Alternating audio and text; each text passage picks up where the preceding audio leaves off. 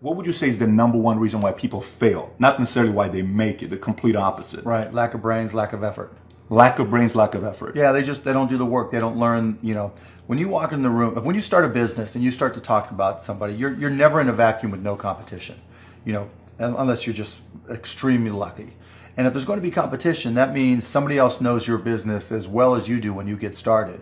And if you walk into a competitive environment and they still know more about the business than you do and more about your customers, you're going to lose.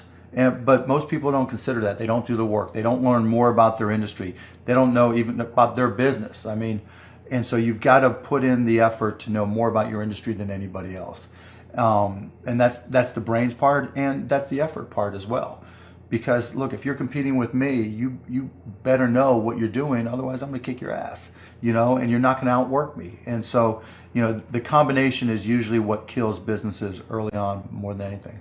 Do you think so? Now, there's a part that people say, Mark made it because Mark is a special guy and he became an entrepreneur. This guy made it. All these guys made it because they have this special gene or whatever it is. Mm-hmm. Do you think there's a proven formula that if a brand rookie guy, he's got a lot of ambition, he's got a lot of desire, but not a lot of knowledge and how to. Do you think if he follows a formula, he's guaranteed to make it as an entrepreneur? No. Okay, so you don't believe there's a guarantee to make it? No, because who knows who you're going to be competing with. So if you put two people both following the same formula, both in the same industry, right, which one wins? Maybe they both can win and both be successful, but so I don't think there's a default template for success, but I think there's things that you can do to put yourself in the best position to succeed. So I talk about stuff in the book.